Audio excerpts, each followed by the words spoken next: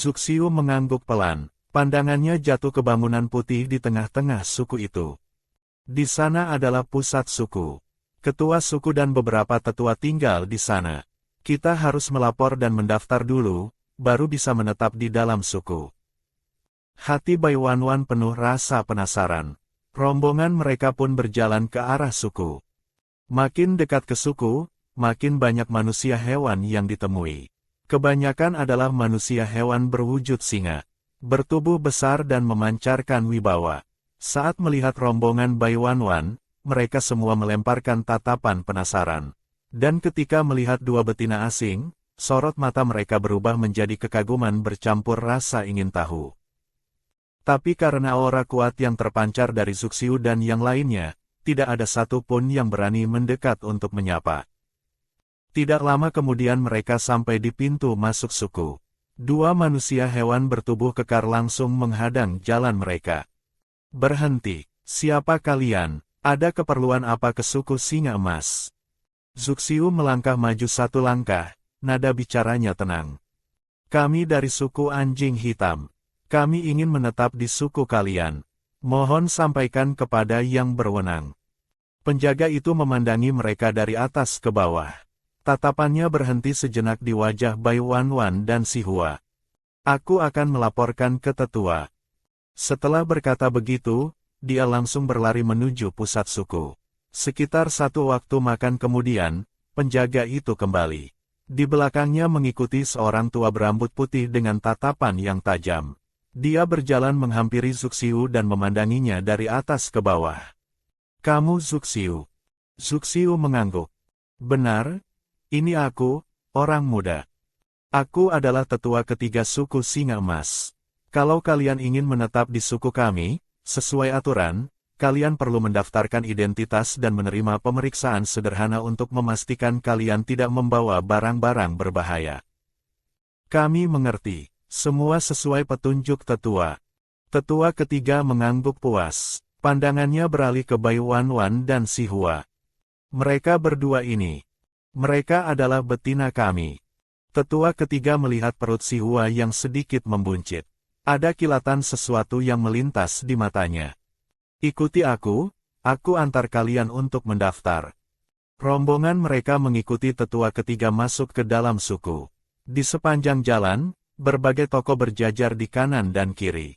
Manusia hewan berlalu lalang dengan ramai. Bai Wanwan memandangi sekelilingnya dengan penuh rasa ingin tahu. Rasanya seperti berjalan masuk ke kota kuno yang ramai dan makmur. Si Hua pun memandang ke sana ke sini sampai matanya berputar, tangannya mencengkeram tangan Sin Feng erat-erat, takut terpisah. Setelah berjalan sekitar 1/4 jam, mereka tiba di depan sebuah bangunan yang terlihat seperti kantor. Tetua ketiga membawa mereka masuk. Di dalam ada manusia hewan yang sedang sibuk bekerja. Daftarkan mereka. Manusia hewan itu menyahut, lalu mengeluarkan kulit hewan dan kapak batu, mulai menanyakan nama Zuxiu dan yang lainnya, asal-usul, serta informasi bakat. Setelah pendaftaran selesai, tetua ketiga berkata lagi. Sesuai aturan, manusia hewan yang baru menetap harus menyerahkan bahan-bahan sebagai biaya masuk suku. Kalian bisa membayar dengan kulit hewan, hasil buruan, atau benda berharga lainnya. Zuxiu mengangguk, lalu mengambil kulit hewan berukuran besar dari tangan Sin Feng. Ini sedikit kebaikan hati kami. Harap bisa dijadikan biaya masuk suku. Tetua ketiga melirik kulit hewan itu. Ada kilatan terkejut di matanya. Ini bulu macan tutul salju. Kualitasnya sangat bagus, lebih dari cukup. Dia mengangguk puas dan menerima kulit hewan itu. Baik. Urusan administratif sudah selesai. Aku akan minta seseorang menyiapkan tempat tinggal untuk kalian. Kalian istirahat dulu. Setelah itu dia menyuruh seseorang mengantar mereka ke tempat tinggal. Rombongan Bai Wanwan mengikuti manusia hewan itu pergi, berjalan menuju sisi suku yang lain. Meski tidak semewah bangunan di pusat suku, tapi tempat ini bersih dan rapi. Di sinilah tempatnya. Di dalam sudah lengkap semua. Kalian bisa langsung menempatinya. Kalau ada yang dibutuhkan, bisa mencari aku di alun-alun depan. Bai Wanwan memandangi pondok batu di depannya. Hatinya lega, akhirnya sampai juga. Dekorasi pondok batu itu terasa kuno tapi hangat. Di dunia manusia hewan pun sudah termasuk standar yang cukup tinggi. Dinding-dindingnya dihiasi kulit hewan dan berbagai hiasan. Perabotannya dihaluskan dengan rata. Si Hua terlihat sedikit gugup. Sin Feng berdiri di sisinya, menenangkan dengan suara pelan.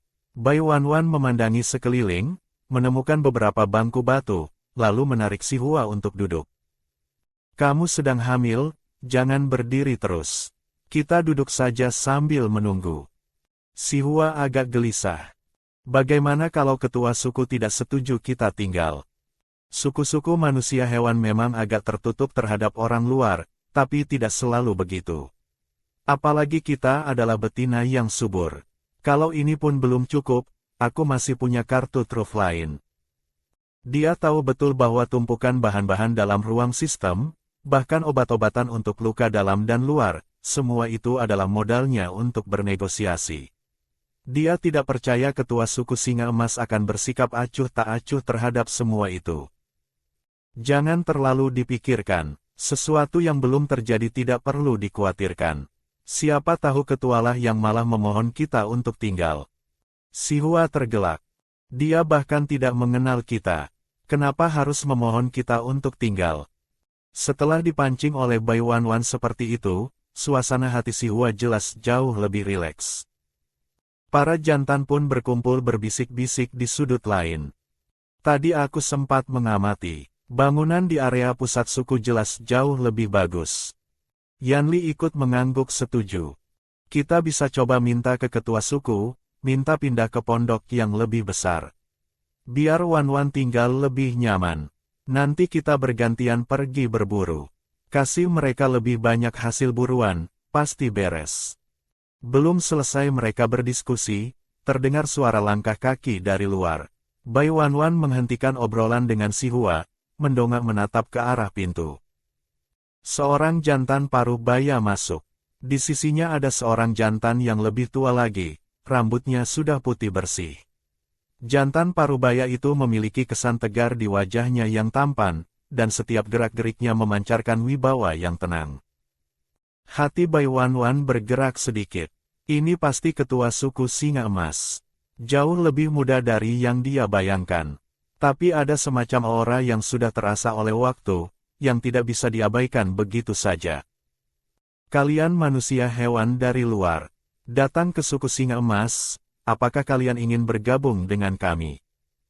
Pandangan ketua suku itu, yang bernama Jincang, menyapu seluruh isi ruangan, lalu akhirnya jatuh ke wajah Bai Wanwan dan si Hua. Tatapannya tidak lembut, ada kesan penilaian dari seorang atasan yang mengamati bawahannya. Sin Feng melangkah maju satu langkah. Nada bicaranya hangat tapi tidak rendah diri. Kami tidak berencana untuk tinggal selamanya di sini. Kami hanya ingin melewati musim hujan berikutnya di suku Singa Emas. Kami akan menyerahkan hasil buruan secara rutin sebagai gantinya. Jincang mendengarkan kata-kata itu tanpa langsung memberi jawaban. Dia melemparkan pandangan yang mengandung makna dalam. Suku kami tidak kekurangan hasil buruan. Kalau kalian ingin tinggal, tawaran ini rasanya belum cukup. Saat itu, tutup kulit hewan di atas keranjang tiba-tiba terangkat sedikit. Beberapa ekor anak ular menjulurkan kepala keluar, mengeluarkan suara desisan. Tapi sebelum sempat keluar sepenuhnya, asisten Jincang langsung menutupnya kembali dengan kulit hewan tanpa basa-basi. Pandangan Jincang sekilas berubah. Ada sesuatu yang berbeda melintas di matanya. Tapi dengan cepat wajahnya kembali ke ketenangan seperti semula. Dia menarik kembali pandangannya seolah tidak ada yang terjadi. Kalau hasil buruan tidak cukup, kami juga punya rempah-rempah. Ini sudah mereka diskusikan sebelumnya. Kalau hasil buruan tidak cukup untuk meyakinkan ketua suku, mereka akan mengeluarkan bahan-bahan yang lebih berharga. Bahan-bahan dari ruang sistem tidak rela Bai Wanwan tukar dengan poin. Bahan-bahan yang dikeluarkan Yanli ini sebagian besar memang berasal dari persediaan yang sudah mereka kumpulkan sebelumnya. Jincang mendengarkan dengan tenang. Senyum tipis selalu tergantung di wajahnya. Setelah Yanli selesai berbicara, dia mengangguk dengan nada yang datar. Baiklah, 5 hasil buruan per bulan, ditambah bahan-bahan yang kamu sebutkan tadi. Dengan itu aku bisa memberikan kalian pondok terbesar dan paling aman. Para suami saling bertukar pandang. Di dalam hati masing-masing muncul sedikit kewaspadaan. Tadi sikapnya seperti tidak terlalu berminat. Kenapa tiba-tiba bisa setuju secepat ini? Melihat semua orang terdiam, Jin Chang mengangkat alis sedikit. Kenapa, kalian tidak mau? Yan Li langsung bertanya terus terang. Tadi sepertinya Bapak tidak terlalu bersedia menerima kami. Kenapa tiba-tiba berubah pikiran? Jin Chang memainkan gelang tulang di pergelangan tangannya. Bukankah kalian menawarkan bahan-bahan lain? Itu jauh lebih berguna dari sekadar buruan. Kalau kalian punya cukup bahan, mau tinggal berapa lama pun tidak masalah. Penjelasannya terdengar masuk akal, tapi Zuxiu tetap merasa ada yang tidak beres. Perubahan sikapnya terlalu cepat, seperti ada sesuatu yang disembunyikan. Jin Chang melambai. Sudah, ini sudah diputuskan. Antar mereka ke pondok batu terbesar di sisi timur. Jantan yang bernama Jinyu terlihat sedikit terperangah. Ada kilatan keheranan di matanya. Tapi dengan cepat dia menyembunyikan emosinya. Baik, ketua suku. Sikapnya langsung berubah menjadi sangat hormat. Tapi perubahan kecil itu sama sekali tidak diperhatikan oleh Bai Wanwan dan yang lainnya. Setelah Jinyu membawa rombongan itu pergi, tetua-tua yang berdiri di samping Jin Chang tidak tahan untuk berbisik pelan. Bukankah pondok itu disediakan untuk pewaris suku dan betinanya kelak? Kenapa justru membiarkan orang luar tinggal di sana? Jin Chang mengangkat sudut bibirnya dengan senyum yang penuh makna. Tadi kamu lihat anak-anak ular di dalam keranjang itu. Tetua-tua itu, yang bernama Jinwu, mengangguk. Ya, aku lihat. Nada Jin Chang mengandung kegembiraan yang sulit disembunyikan. Di dalamnya ada 2 ekor anak ular bermutasi. Jinwu langsung melotot. Anak ular bermutasi. Jelas sulit dipercaya. Jin Chang mengangguk dengan senyum. Benar, ular bermutasi sudah sangat langka. Apalagi dalam satu sarang bisa hidup 2 ekor sekaligus. Jinwu masih belum mengerti sepenuhnya. Maksud Anda? Pandangan Jin Chang menjadi dalam. Tidak lama berselang, jantan dari suku kita membawa kabar. Di sebuah suku kecil tidak jauh dari sini, muncul seorang betina suci. Mata Jinwu yang sudah agak keruh langsung bersinar seketika. Tapi dia segera menggeleng, nada bicaranya mengandung keraguan. Jangan-jangan salah, bukan? Bagaimana mungkin betina suci muncul di suku kecil? Sejak betina suci terdahulu meninggal, suku Singa Emas sudah 30 tahun tidak pernah melihat betina suci. Keberadaan betina suci sudah hampir seperti legenda. Bahkan suku super pun jarang sekali bisa melihatnya. Jin Chang tidak merespons. Kepalanya masih terus berpikir. Maksud Anda, kalau betina itu benar-benar betina suci, Anda ingin membuatnya tinggal dan berpasangan dengan pewaris suku. Jin Chang mengangguk. Nada bicaranya mengandung sedikit keresahan. Jantan-jantan lain seusia Jinyi sudah lama berpasangan. Tapi sampai sekarang dia masih sendiri. Sudah jadi bahan olokan banyak orang. Kalau terus begini, jabatan ketua suku pun akan sulit diserahkan kepadanya. Setelah aku dan istriku meninggal, sekarang hanya tinggal Jinyi dan adiknya Jinji yang tersisa. Jabatan ketua suku cepat atau lambat akan diserahkan kepada Jinyi. Tapi kalau dia terus tidak berpasangan, masa depan suku pun akan terdampak. Jinwu mengerutkan dahi, masih agak khawatir. Kalau ternyata salah, kalau betina itu hanya betina biasa. Jin Chang tertawa ringan, nada bicaranya tidak pasti. Kalau hanya betina biasa, kamu lihat jantan-jantan yang ada di sisinya. Kalau aku tidak salah, bakat mereka setidaknya setingkat kuning ke atas semua. Meski aku tidak yakin apakah dia benar-benar betina suci, tapi dia jelas bukan betina biasa. Aku sudah melihat banyak hal dalam hidupku. Aku percaya penglihatanku tidak salah. Dan meskipun dia bukan betina suci, bisa melahirkan 2 ekor ular bermutasi sekaligus, betina seperti itu pun sudah layak bagi Jinyi. Suruh para jantan mengawasi mereka lebih ketat. Amati dengan seksama. Baik, ketua suku. Aku langsung atur. Jincang berjalan ke arah bangku batu beralas kulit harimau. Kalau betina itu benar-benar betina suci, dengan cara apapun, dia harus ditahan di sini. Dan dijadikan betina milik Jinyi. Bai Wanwan tidak pergi dengan polos begitu saja. Setelah meninggalkan ruangan itu, dia sempat menoleh 2 kali ke belakang. Kamu tidak merasa ketua suku itu sedang merencanakan sesuatu yang tidak beres? Zuxiu menggenggam tangannya erat, nada bicaranya tenang. Suku singa emas memang kuat. Tapi kalau kita mau pergi, mereka pun belum tentu bisa menahan kita. Kalau kamu tidak nyaman tinggal di sini, kita langsung pergi saja. Yanli juga mendekat. Betul, sekarang kamu punya 3 suami berbakat setingkat kuning. Bahkan suku singa emas pun tidak akan berani sembarangan membuat masalah dengan kita. Xin Feng mengangguk. Nada bicaranya tenang tapi mengandung makna. Kabarnya ketua suku Jincang bukanlah manusia hewan yang tidak masuk akal.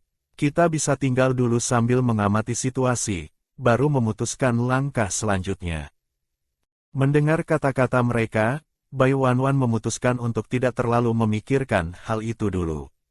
Yang lebih penting adalah segera mencari informasi soal batu energi. Tidak lama kemudian, jantan yang mengantar mereka berhenti melangkah. Dia menunjuk ke arah pondok batu yang luas di depan dengan sikap yang ramah.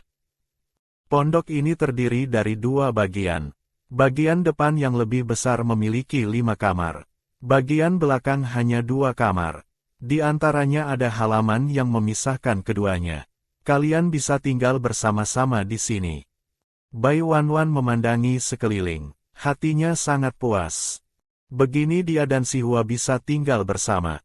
Terpisah 1 halaman, tapi tetap mudah saling menjaga dan masing-masing tetap punya privasi. Sungguh tidak bisa lebih baik dari ini. Dia berbalik tersenyum ke arah si pengantar. Tolong sampaikan rasa terima kasih kami kepada ketua suku Jincang. Pengantar itu mengangguk ramah. Setelah melihat mereka puas, baru dia berbalik pergi. Para manusia hewan di sekitar situ ramai-ramai melemparkan tatapan penasaran, saling berbisik dan berdiskusi. Bukankah pondok ini katanya akan ditempati pewaris suku setelah berpasangan? Kenapa ada orang yang tinggal di sana? Mungkin betina itu betinanya pewaris suku. Kamu tidak lihat ada beberapa jantan di sisinya. Dia sudah punya begitu banyak suami. Pewaris suku mana mungkin mau berbagi betina dengan jantan lain? Para manusia hewan suku singa emas semua tahu bahwa Jinyi sama sekali tidak mau berbagi betina dengan jantan lain. Bahkan banyak betina di suku yang demi Jinyi memutuskan tidak lagi menerima suami lain. Tapi Jinyi tetap tidak pernah melirik mereka satupun, dan sampai sekarang tetap sendiri. Jinyi kembali ke suku saat hari sudah mulai gelap. Dia baru hendak menemui ayahnya untuk melaporkan situasi. Saat melewati alun-alun, tiba-tiba dia melihat pintu pondok yang selama ini selalu tertutup, kini terbuka. Hatinya langsung dipenuhi perasaan yang tidak bisa dijelaskan. Dia baru mau menyuruh manusia hewan di sisinya untuk melihat situasi, tapi kemudian melihat sosok yang familiar keluar dari dalam. Ternyata itu dia. Jinyi merasa sedikit terkejut di dalam hatinya. Dia menurunkan bangku yang ada di tangannya. Tiba-tiba merasakan ada tatapan yang jatuh ke tubuhnya. Dia meletakkan bangku itu, lalu mengikuti nalurinya memandang ke depan. Di bawah cahaya senja, seorang jantan berwajah rupawan berdiri di sana. Fitur wajahnya sempurna, tidak ada satu pun kekurangan. Seolah setiap garis di wajahnya sudah diperhitungkan dengan sangat teliti. Tampan dengan proporsi yang pas. Bahkan meskipun sudah terbiasa melihat para jantan tampan di sekelilingnya, saat ini dia tetap tidak bisa tidak kagum dengan ketampanan jantan itu. Alis mata dan matanya mengingatkan sedikit pada Jincang, hanya saja jantan ini terlihat lebih muda. Dia langsung tahu siapa orang itu. Jinyi menyadari tatapannya, lalu mengangguk sekali ke arahnya. Setelah itu berbalik pergi. Belum jauh melangkah, seorang jantan asing menghadang jalannya. Kamu pewaris suku Jinyi. Jinyi berhenti melangkah, menatap jantan asing di depannya. Ada perlu apa? Jantan yang bernama Luda itu menatapnya, langsung bicara terus terang. Aku suami Zuoling. Dia sekarang ada di suku Singa Emas. Ingin bertemu denganmu sekali. Mendengar nama Zuoling, ekspresi Jinyi berubah sekilas. Kenapa dia bisa ada di sini? Suku anjing hitam diserang burung elang dan banyak yang terluka. Jadi kami bersama jantan yang kamu kirim datang ke suku Singa Emas. Kami ingin menetap di sini. Menetap di sini. Jinyi diam sejenak. Kamu adalah suaminya. Luda menegakkan punggungnya, menatap balik tanpa mau kalah. Benar, aku suaminya. Jinyi mengangguk pelan, nada bicaranya datar. Aku mengerti. Setelah berkata begitu dia langsung mengangkat kaki dan mau pergi. Luda agak terkejut. Kamu tidak pergi menemuinya. Jinyi tidak menoleh. Aku masih ada urusan. Sosoknya cepat menghilang di balik cahaya senja, meninggalkan Luda sendirian berdiri di tempatnya. Inilah jantan yang paling dia khawatirkan. Kalau Jinyi mau, posisi suami pertama Zuoling pasti jatuh ke tangannya. Zuoling sudah menunggu lama. Akhirnya dia melihat Luda kembali. Dia tidak sabar menyambut, tapi terus menatap ke sekeliling dan tidak juga melihat sosok yang dikenalnya itu. Suaranya terdengar sedikit cemas. Jinyi tidak ikut bersamamu. Luda mendengus pelan. Dia bilang masih ada urusan. Zuoling tidak tahan untuk bertanya lebih lanjut. Tapi kamu sudah sampaikan kalau aku ada di sini. Luda mengangguk. Semua yang kamu minta sudah aku sampaikan. Tapi dia tidak peduli. Mendengar itu, hati Zuoling terasa seperti ditimpa batu besar. Sesak dan berat sekali. Tadinya dia mengira, begitu Jinyi mendengar dia datang, Jinyi akan langsung berlari menemuinya seperti dulu. Tapi sekarang, jantan itu bahkan tidak mau meliriknya satu kali pun. Apakah Jinyi benar-benar sudah melepaskannya? Zuoling menggigit bibirnya. Dia bilang apa? Luda menggeleng. Dia tahu kata-kata selanjutnya akan menyakiti betina di depannya. Tapi justru bagus. Jinyi tidak perlu ikut menjadi bagian dari keluarga ini. Dia hanya bilang dia mengerti. Lalu langsung berbalik pergi. Suara Zuoling menjadi sedikit cepat dan cemas. Aku tidak percaya. Entah sedang menenangkan diri sendiri atau membantah ucapan orang lain, dia langsung berdiri. Aku pergi menemuinya. Aku tidak percaya aku tidak bisa menarik kembali hatinya. Dulu dia bisa mengatur siasat untuk menyelamatkan Jinyi, membuat Jinyi jatuh suka padanya. Sekarang pun pasti bisa. Di sisi lain, Jinyi mendorong pintu dan masuk. Jincang sedang duduk di bangku batu, memainkan sebuah benda di tangannya. Jinyi melangkah mendekat, mengeluarkan kulit hewan dari balik bajunya. Sudah berhasil menukar batu energi. Silakan lihat. Jincang duduk tegak. Dia mengambil kulit hewan dari tangan Jinyi, lalu mengangkat batu hitam sebesar kepalan tangan itu. Batu ini benar-benar bisa meningkatkan bakat. Jinyi berdiri di sisinya, juga menatap batu hitam pekat itu. Kabar belum tentu benar, sebaiknya kita selidiki lebih lanjut dulu. Jangan sembarangan mencoba. Jincang sangat puas dengan penerusnya ini. Dia mengangguk lega. Benar, kabar belum tentu benar, tapi karena ada kabar dan kemungkinan seperti itu, kita tetap harus menanggapinya dengan serius. Seperti halnya soal betina suci itu. Kalau itu benar, aku tidak akan membiarkannya pergi begitu saja. Betina milik Jinyi harus dia seorang. Jinyi mengangguk, lalu tiba-tiba teringat sesuatu yang dilihatnya tadi. Dia tidak tahan untuk bertanya. Waktu baru pulang tadi, aku melihat pondok yang selama ini dikunci di dekat alun-alun sudah ada manusia hewan yang menempatinya. Apa yang terjadi? Jincang meletakkan benda di tangannya. Beberapa manusia hewan itu kekuatannya cukup tangguh. Kalau bisa bergabung dengan suku kita, akan membuat kekuatan suku kita naik satu tingkatan. Aku hanya meminta mereka tinggal sementara sebagai tanda niat baik. Jinyi mengerutkan dahi. Penjelasan ayahnya tidak membuat keraguan di hatinya berkurang. Justru makin bingung. Dulu ibu pernah ingin meminta pondok itu dari ayah, tapi ayah menolak dengan halus. Aku rasa ayah tidak akan membiarkan orang luar tinggal di sana hanya karena alasan seperti itu. Jincang tahu Jinyi tidak percaya penjelasannya. Tapi dia juga sengaja membiarkan Jinyi penasaran sendiri dan mencari tahu kebenarannya. Bai Wanwan lebih cantik dari Zuoling, dan memiliki sesuatu yang berbeda. Jantan muda mana yang bisa menolak betina seperti itu? Bahkan dengan selera Jinyi yang tinggi, Bai Wanwan tetap adalah betina paling menonjol yang pernah Jincang lihat. Dengan kesempatan untuk berinteraksi langsung, baru ada kemungkinan untuk jatuh hati. Kamu adalah calon ketua suku.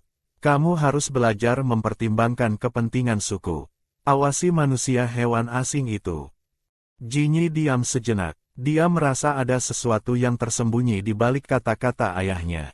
Tapi dia tidak bertanya lebih lanjut. Dia hanya mengangguk. Aku mengerti. Sudah lama pergi keluar, kamu pasti lelah. Menemui ibu dulu, baru istirahat.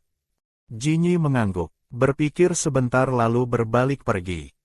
Jincang memandangi punggungnya sambil menghela napas dalam hati. Kalau dia memberitahu Jinyi tujuan sebenarnya, Jinyi pasti akan langsung menolak. Dia yang paling memahami anaknya sendiri. Semakin dipaksa, semakin dia menolak.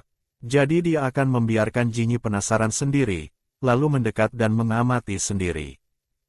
Jinyi belum melangkah jauh, sudah melihat Zuoling berdiri di ujung jalan. Begitu melihat Jinyi, wajahnya langsung merekah menjadi senyum. Dia berjalan cepat mendekat. Jinyi sudah mengenalinya, sudah lama tidak bertemu. Zuoling di depannya sekarang bertumpang tindih dengan bayangan samar-samar di ingatannya. Baru saat itu dia sadar, rupanya dia hampir lupa seperti apa wajah Zuoling. Wajah Zuoling yang cantik merekah dengan senyum gembira. Sebelum datang ke sini, dia sudah sengaja berdandan. Dia mengarahkan senyum cerahnya ke arah Jinyi. Nada bicaranya sedikit menyalahkan. Jinyi, kamu jelas sudah tahu aku datang. Kenapa tidak pergi menemuiku? Sudah sejak lama aku pernah bilang padamu. Begitu kamu punya suami lain, aku akan menghilang dari hidupmu. Jadi tidak ada alasan bagiku untuk menemuimu. Hati Zuoling terasa nyeri. Apakah Jinyi benar-benar ingin melepasnya? Dia tidak bisa menahan diri untuk meninggikan suaranya. Tapi kamu dulu jelas pernah bilang akan selalu menyukaiku. Jinyi menggeleng pelan. Itu janji di masa muda. Kamu sekarang sudah punya suami. Semua itu sudah berlalu. Suamimu sudah memberitahumu bahwa suku anjing hitam diserang burung elang dan tidak aman. Kalau kamu ingin menetap di suku singa emas, tinggallah di sini saja.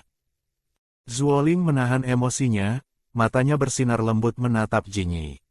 Lalu, apakah kamu ingin aku tinggal? Sayang sekali, Jinyi tidak bereaksi seperti yang dibayangkannya dulu, yang dulu selalu merona dan gugup. Wajahnya yang kini lebih matang terlihat tenang saja. Aku menghormati pilihanmu. Kalau kamu mau tinggal, aku bisa mengaturnya. Kalau mau pergi, aku juga bisa menyuruh seseorang mengantar kamu ke suku lain untuk menetap. Zuoling menggigit bibirnya. Kamu tahu apa yang ingin aku dengar? Nada bicara Jinyi tetap tenang, mengandung ketegasan yang tidak bisa dibantah. Apa yang kamu inginkan, tidak bisa aku berikan. Bai Wanwan mengintip dari celah pintu. Dia bisa bersumpah, ini sama sekali tidak disengaja. Dia hanya mau menutup pintu. Tapi justru melihat dua orang yang sedang beradu di kejauhan. Meski tidak bisa mendengar jelas apa yang mereka katakan, dia bisa merasakan suasana yang rumit di antara keduanya. Xin Feng berjalan ke sisinya. Melihat dia berjongkok diam di sana, dia tidak tahan untuk bertanya. Kamu sedang apa di sini? Bai Wanwan menoleh sambil mendesis pelan minta diam. Lalu dengan penuh semangat menarik Xin Feng mendekat. Itu pewaris suku singa emas, Jinyi. Sejak di suku anjing hitam aku sudah pernah dengar soal dia dan Zuoling. Aku penasaran apakah kabarnya benar atau tidak. Xin Feng menatapnya dengan ekspresi pasrah bercampur gemas, tapi tetap penuh rasa sayang. Lalu kamu melihat apa? Terlalu jauh, tidak bisa melihat apa-apa. Kalau tidak bisa melihat, sudah pergi makan sana. Istirahat, memangnya tidak mengantuk. Tunggu sebentar, aku mau makan semangka dulu. Kalau begitu aku siapkan makanannya. Setelah Sin Feng pergi, perhatiannya kembali tertuju keluar. Bukan salahnya kalau suka bergosip. Ini semata-mata karena tidak ada hiburan, kegiatan terlalu membosankan. Begitu ada sesuatu yang menarik, dia hampir ingin memindahkan telinganya ke dekat kedua orang itu. Saat itu Zuoling melangkah ke depan Jinyi. Dua tatapan bertemu, mata Zuoling berkaca-kaca, suaranya pun mulai bergetar. Apa kamu benar-benar mau memperlakukanku seperti ini? Jinyi melihat wajahnya yang bersedih. Kedinginan di antara alisnya sedikit mencair. Semua itu sudah berlalu. Aku akan memastikan kualitas hidupmu di suku singa emas terjamin. Tapi selain itu, tidak bisa aku lakukan. Wajah Zuoling seketika memucat, suaranya tercekat. Tapi kamu dulu pernah bilang, akan selalu menyukaiku. Itu janji di masa muda. Sekarang semua sudah berlalu. Zuoling tidak menerima begitu saja. Jadi kamu akan terus sendiri selamanya. Jinyi tidak pernah memikirkan soal ini. Kalau tidak bertemu betina yang tepat, dia akan menggunakan seluruh hidupnya untuk menjaga suku singa emas. Sudah malam, kamu seharusnya kembali dan istirahat. Melihat jarak dan penghindaran di mata Jinyi, Zuoling menahan emosinya. Dia memaksakan senyum yang canggung ke arahnya. Kalau kamu tidak mau melihatku, aku pergi saja. Jinyi tetap saja tidak tega sepenuhnya. Dia menyuruh jantan di sisinya untuk mengantar Zuoling pulang ke tempat tinggalnya. Mendengar itu, hati Zuoling terasa dingin separuh. Dia tidak mau memaksa terlalu keras. Dia ingin membangkitkan kembali perasaan Jinyi terhadapnya. Tapi tiba-tiba dia merasa Jinyi yang sekarang jauh lebih matang, memberi dia perasaan tidak bisa dikendalikan lagi. Dia tidak tahan untuk menoleh ke belakang, tapi yang terlihat hanya siluet tegak Jinyi di bawah cahaya bulan. Langkahnya tegas dan mantap, tanpa sedikit pun keraguan saat beranjak pergi. Zuoling merasakan kecemasan yang kuat. Jinyi yang dulu menyukainya itu, perlahan semakin menjauh. Kalau dulu waktu ketua suku Jincang memaksanya memutuskan ikatan dan dia tidak goyah, melainkan tetap bertahan bersama Jinyi, apakah hasilnya sekarang akan berbeda? Tapi dia tidak mau melepaskan jantan-jantan lain demi Jinyi. Sekarang dia sudah punya 4 suami. Tapi semuanya disatukan pun tidak ada yang bisa menandingi satu Jinyi saja. Dia sendiri tidak tahu apakah yang dilakukannya ini benar atau salah. Baru mau pergi, tiba-tiba dia melihat kilatan cahaya dari pondok yang jauh di sana. Suku besar sudah mengenal penggunaan api. Mereka menggunakan api untuk penerangan. Jadi di suku singa emas, api bukanlah hal yang langka. Tapi pondok milik Jinyi yang selama ini kosong itu sekarang menyala terang. Ini jelas tidak beres. Dia langsung menghentikan langkah.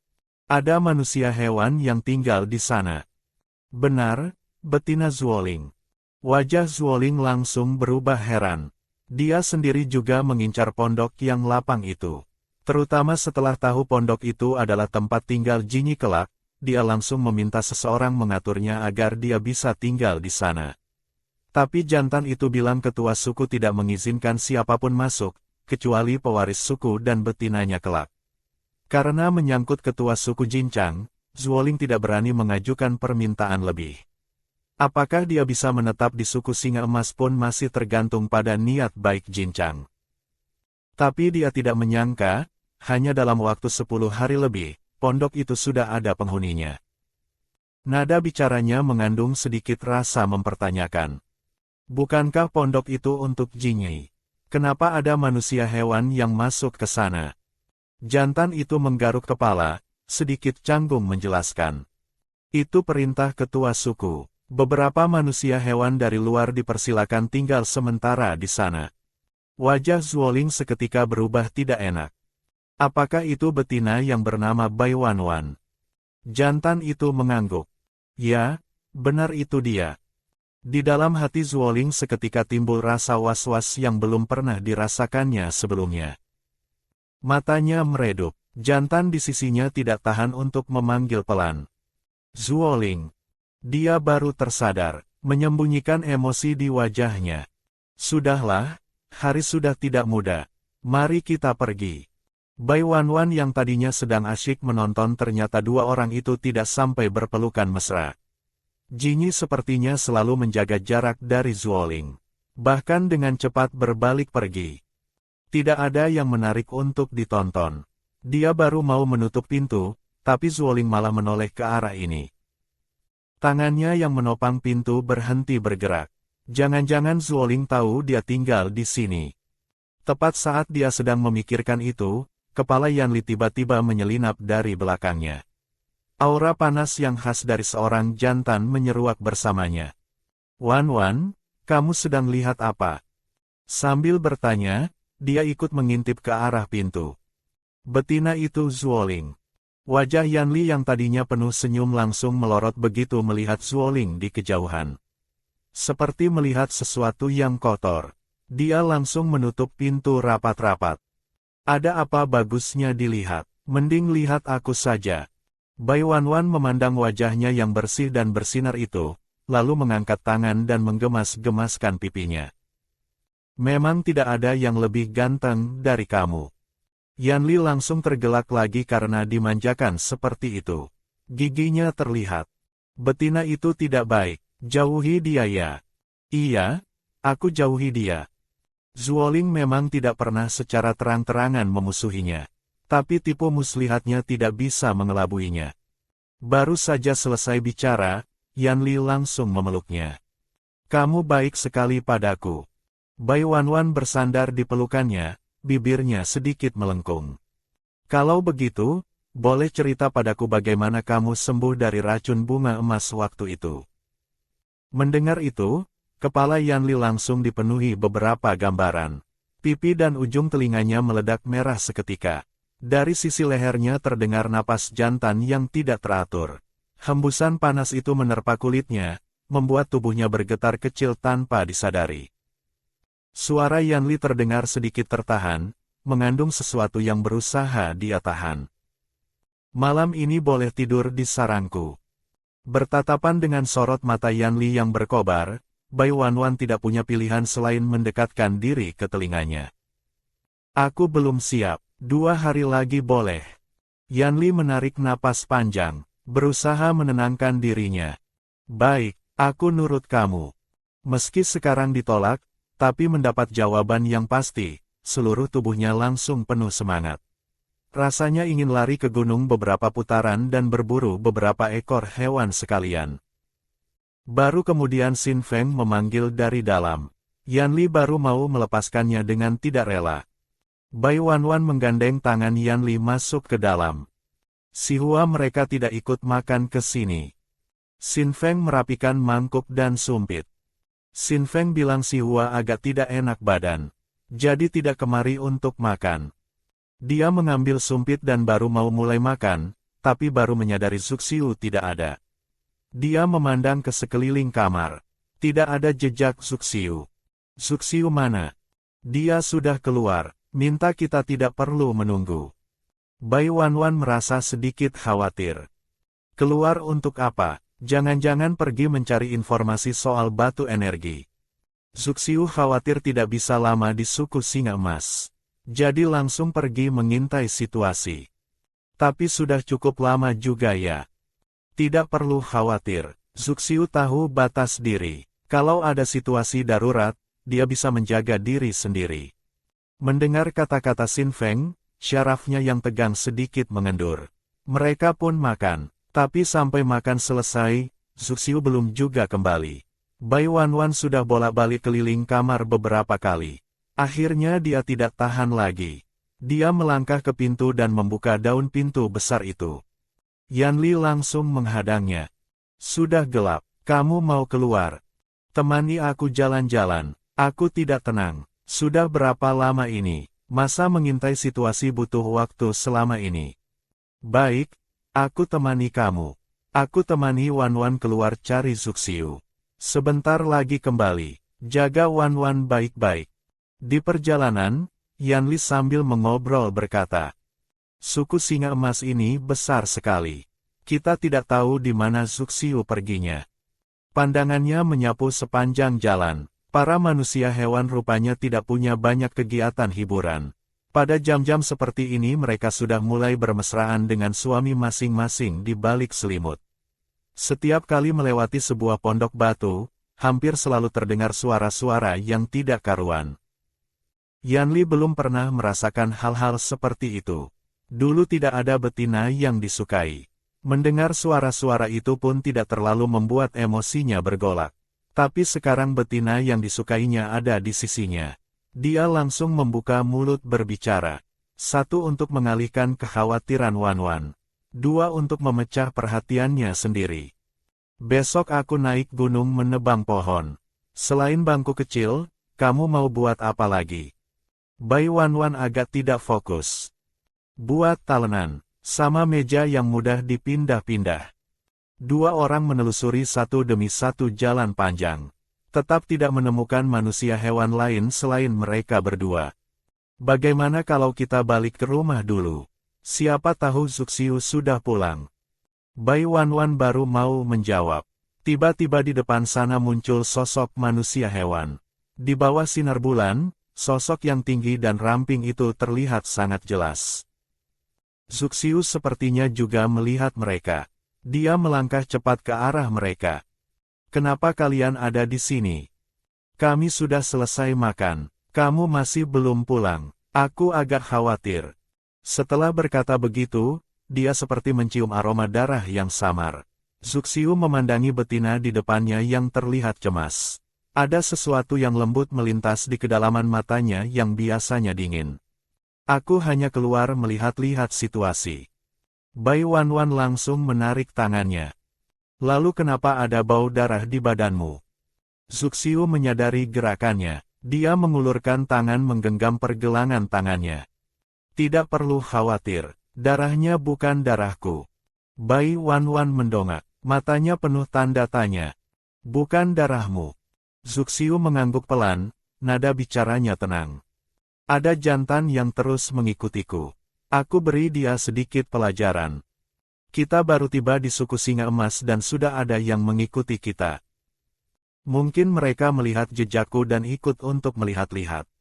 Zuxiu menjelaskan dengan santai, tapi di dalam hatinya dia tahu, jantan itu sudah mengikuti mereka sejak sore tadi.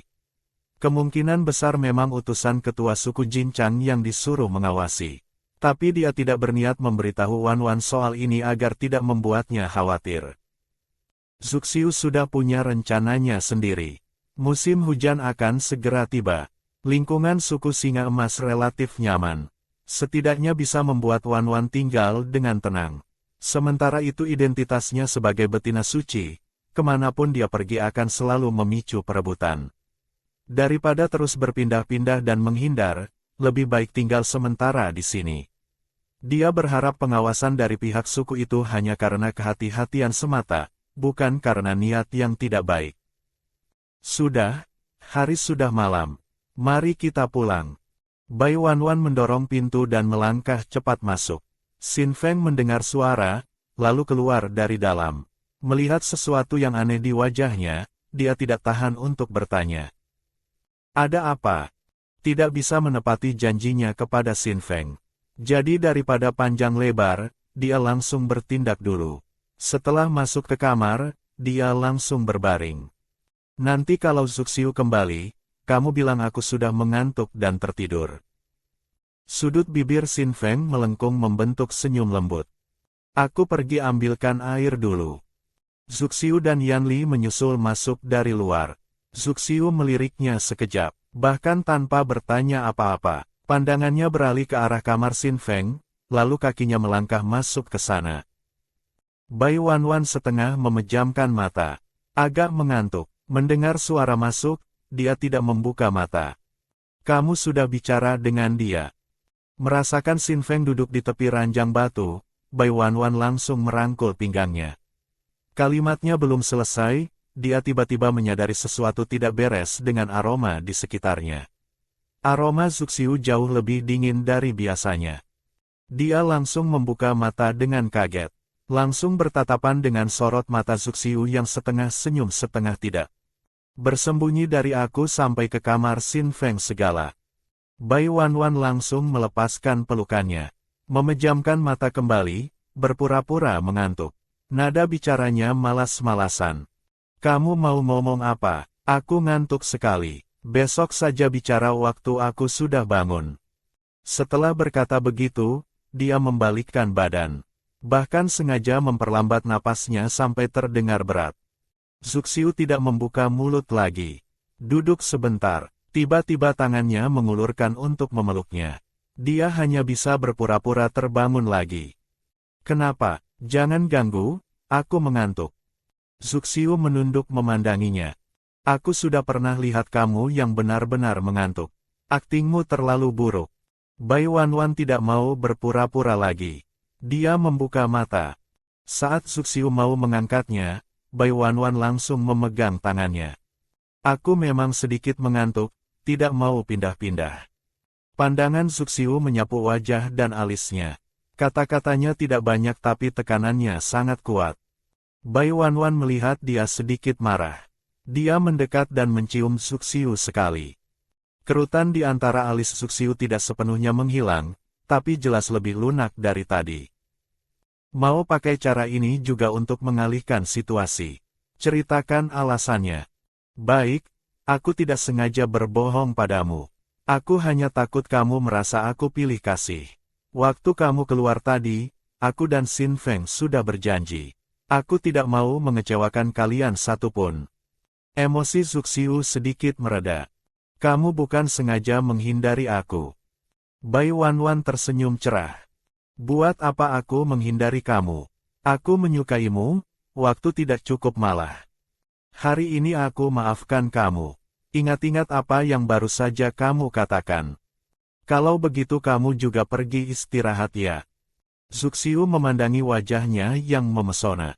Menarik napas panjang dalam-dalam, menahan gejolak di dalam hatinya. Kalau dia berlama-lama di sini, dia takut rasa kepemilikannya yang kuat akan membuatnya melakukan sesuatu tanpa peduli keinginan betina itu. Memandangi punggungnya yang berlalu, Bai Wanwan menghela napas lega. Syukurlah Zuxiu tidak jadi marah. Satu rintangan ini berhasil dilalui dengan mulus. Di luar kamar, Yanli sudah bolak-balik tak terhitung kali. Melihat Zuxiu keluar, dia langsung menyelinap masuk ke kamar Xin Feng. Matanya penuh perhatian. Kamu tidak enak badan, kenapa langsung berbaring begitu pulang? Bai Wanwan mendengus pelan. Agak lelah. Yanli langsung mendekat. Kalau begitu aku pijitin. Dipijit pasti langsung enakan. Bai Wanwan langsung memegang tangannya. Tidak perlu dipijit. Tidur sebentar saja pasti baikan. Sudah malam, kamu juga pergi tidur. Yanli tidak bergerak, tatapannya berkobar penuh harap, menatap Bai Wanwan terus-menerus. 2 hari lagi kamu jadi tidur di kamarku. Bai Wanwan agak tersentak, otaknya langsung berputar cepat. Malam ini sudah berjanji dengan Xin Feng. Besok malam sudah berjanji dengan Zuxiu. Kalau mau adil merata, memang sudah gilirannya Yanli. Yanli juga suaminya, dia tidak bisa berat sebelah. Jadi dia pun menyahut dengan lembut. Yanli langsung senyumnya merekah sampai ke ujung telinga. Wajahnya bersinar luar biasa, suaranya penuh kebahagiaan. Kamu baik sekali. Melihat tampangnya seperti itu, Bai Wanwan merasa geli sekaligus lembut di hati. Anak ini terlalu mudah puas. Kasih dia sedikit manis bisa senang berlama-lama. Dia duduk tegak, membuka kedua lengan, lalu menepuk-nepuk punggungnya pelan. Nada bicaranya mengandung rasa menenangkan. Beberapa hari lagi boleh dipeluk. Sekarang waktunya tidur. Saat itu Xin Feng masuk membawa baskom air. Yanli mendengar suara, baru dengan enggan melepaskan tangannya. Kalau begitu aku keluar dulu. Bai Wanwan mendongakkan wajahnya tersenyum ke arah Yanli. Tidur yang baik, sampai jumpa besok. Melihat betinanya tersenyum ke arahnya, Yanli pun membalas dengan senyum lebar. Dia keluar dari kamar sambil sesekali menoleh ke belakang. Ekspresi Xin Feng seperti biasa. Dia memeras kain pel lalu dengan gerakan lembut menyekat tubuh Bai Wanwan. Bai Wanwan memejamkan mata, menikmati perawatan darinya. Xin Feng dengan lembut menariknya masuk ke dalam pelukannya. Tadinya aku ingin kamu tidur dengan nyenyak. Bersamaan dengan itu, Yan Li sama sekali tidak bisa tidur. Dia berbaring di kasur, rasa panas terus bergolak ke sana kemari di dalam tubuhnya. Tiba-tiba dari dalam hidungnya mengalir 2 aliran panas. Dia langsung duduk tegak, membuka pintu dan berlari keluar. Mencoba menenangkan gejolak di dalam hatinya dengan angin malam yang dingin. Dalam keadaan setengah sadar, Bai Wanwan mendengar suara pintu terbuka. Matanya berat sekali. Xin Feng mendengar suara yang dibuat Yan Li. Nada bicaranya mengandung ketenangan. Tidak perlu bangun. Bai Wanwan sudah kelelahan. Dia pun terlelap dengan nyenyak. Xin Feng justru terlihat segar bugar. Dia bangkit dan menyiapkan air panas. Saat keluar dari pondok batu, Zuxiu ternyata sedang berdiri di depan pintu. Xin Feng agak terkejut. Kamu belum tidur. Zuxiu menoleh meliriknya sekejap. Suaranya mengandung nada dingin. Coba kalau kamu bisa tidur. Suasana hati Xin Feng menjadi baik. Dia tidak mau berdebat, menepuk bahu Zuxiu, lalu pergi sibuk dengan urusannya sendiri. Sampai air panas selesai dimasak, Yan Li baru kembali dari luar. Kenapa kalian semua belum tidur? Sebentar lagi tidur. Keesokan harinya, matahari bersinar cerah membawa kehangatan yang sedikit menyengat. Bai Wanwan menggunakan daun lebar sebagai kipas angin darurat.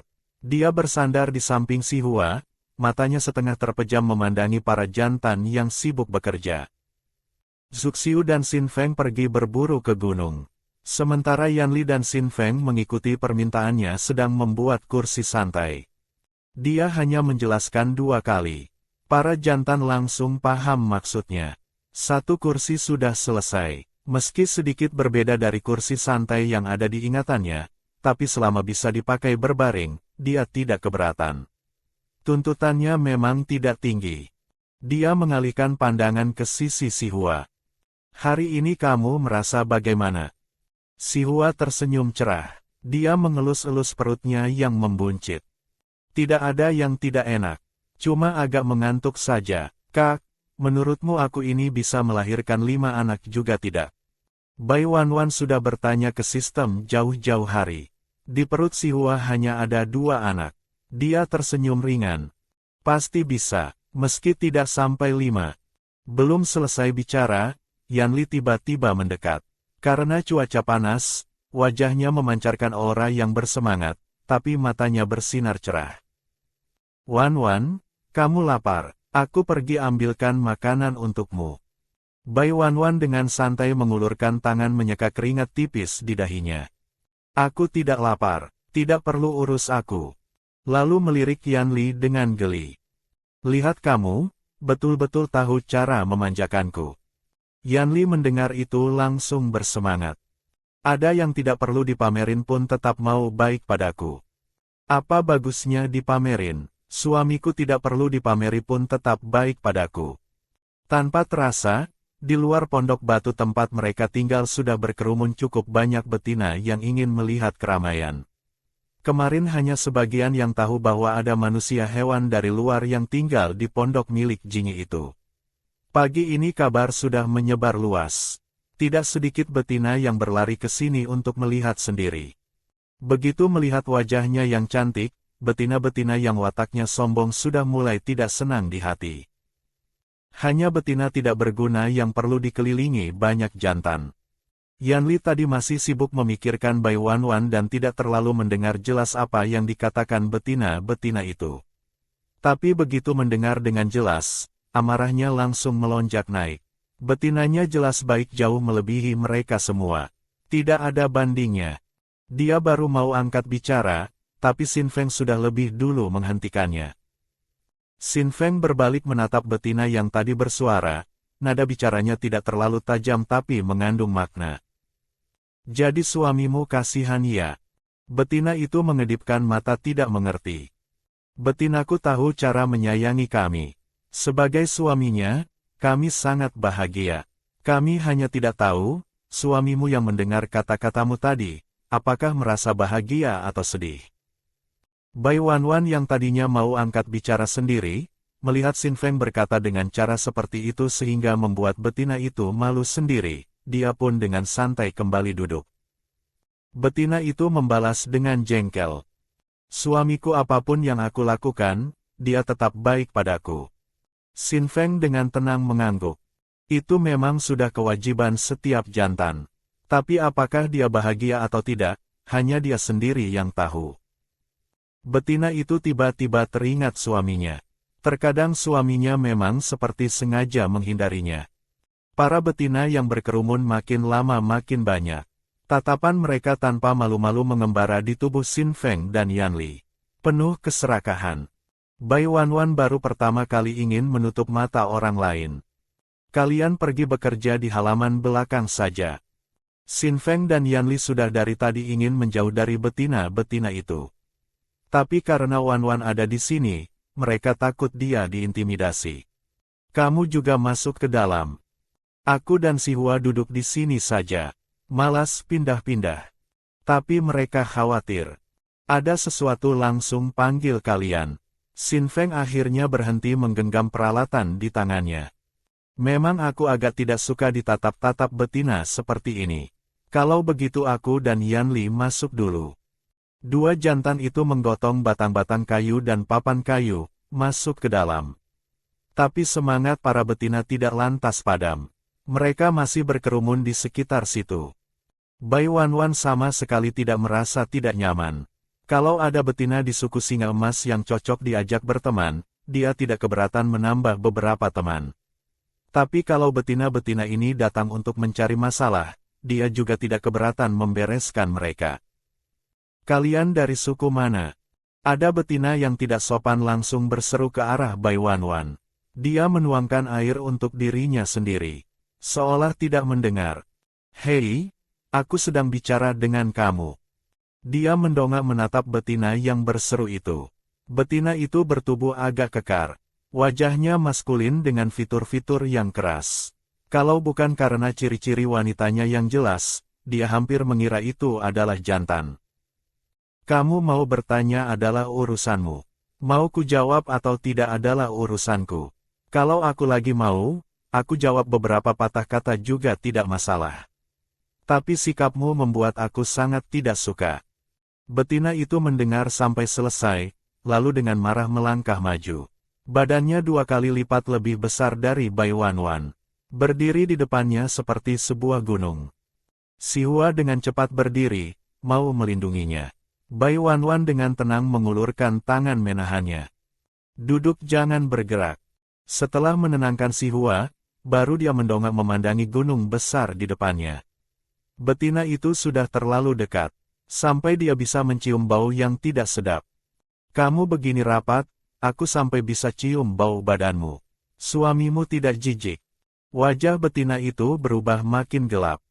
Kamu bilang apa? Bai Wanwan memiringkan kepala, lalu mengipas-ngipas dengan daun dengan sekuat tenaga. Kamu pasti makan daging sampai nyangkut di gigi. Mulutmu bau bangkai busuk. Betina kekar itu seketika merah padam. Lengannya yang kekar menggulung lengan baju. Tangannya hampir terangkat ke atas untuk memukul. Tapi Bai Wanwan bahkan tidak mengangkat kelopak matanya satu kali pun. Tetap santai mengipas-ngipas. Besok kamu dan suamimu mau jadi makanan ikan saja. Kepalan tangan itu terhenti kaku di udara. Betina kekar itu melotot. Kamu bilang apa? Bai Wanwan tersenyum manis ke arahnya. Kamu tahu aku siapa? Kamu betina dari luar. Betina dari luar berani sesombong ini. Suku Singa Emas sudah sering kedatangan manusia hewan dari luar. Semua merunduk ketakutan dan sangat berhati-hati. Belum pernah ada satupun yang sepede ini. Melihat keganasan yang mulai muncul di mata betina itu, Bai Wanwan mengangkat tangan menunjuk ke pondok batu yang lapang di belakangnya. Benar, aku betina dari luar. Tapi coba kamu pikir baik-baik. Betina dari luar seperti aku, kenapa bisa tinggal di pondok ini? Betina itu ikut-ikutan jalan pikirannya tanpa sadar. Sampai lupa apa yang mau dia lakukan tadi. Bai Wanwan mengedipkan mata ke arahnya. Gunakan otakmu yang tidak terlalu cerdas itu untuk berpikir baik-baik. Aku hanya bisa mengingatkanmu dengan baik. Jangan cari masalah denganku. Aku bisa tinggal di pondok ini, artinya aku juga bisa membuat kamu dan suamimu jadi makanan ikan. Betina itu nafasnya naik turun karena marah. Mau berkata-kata lagi tapi tidak bisa mengeluarkan kalimat yang lebih dari itu. Bai Wanwan mengibaskan tangannya. Sudahlah. Sana pergi ke tempat yang sejuk. Jangan berdiri di depanku halangi angin. Dia melanjutkan mengipas-ngipas dengan daun. Si Hua memandanginya dengan penuh kekaguman dan iri hati. Begitu betina seperti gunung itu pergi, si Hua tidak tahan untuk angkat suara. Kak, kamu hebat sekali. Hanya dengan 2 kalimat langsung membuatnya kabur ketakutan. Dia tidak mengerti kenapa dirinya di suku anjing hitam selalu saja ditindas. Bahkan sudah pernah membalas pun, betina-betina itu tetap bersatu untuk terus menindasnya. Sementara Kak Wanwan kelihatannya manja dan cantik, tidak ada sedikit pun aura mengancam. Tapi setiap kali dia membuka mulut, betina-betina itu langsung tidak berani mengganggunya lagi. Kalau masih bisa pakai mulut, jangan gunakan tangan. Cari kelemahan mereka dan serang di situ. Mereka pun langsung takut sendiri. Ini yang namanya menakut-nakuti dengan kekuatan orang lain. Toh ketua suku Jincang sendiri yang punya rencana terhadapnya. Kalau sudah membuatnya tinggal di sini dan menanggung omongan miring dari orang-orang, wajar saja kalau dia yang berani membalas dan menyeret Jincang sebagai perisainya. Tidak jauh dari sana, Zuoling dari tadi terus mengawasi ke arah ini. Dia baru tiba di suku Singa Emas dan sudah pernah ditindas betina-betina itu. Tapi dia pandai bergaul dengan sesama betina. Dengan cepat dia berhasil membuat mereka melepaskan permusuhan dan justru menganggapnya teman. Hari ini dia datang ke sini ingin melihat Bai Wanwan akan diperlakukan seperti apa. Harapannya Bai Wanwan bisa menyadari bahwa suku Singa Emas tidak seperti suku anjing hitam. Bakat beberapa jantan Wanwan memang melampaui semua jantan di suku anjing hitam. Tapi di sini pun tidak sedikit jantan berbakat setingkat kuning.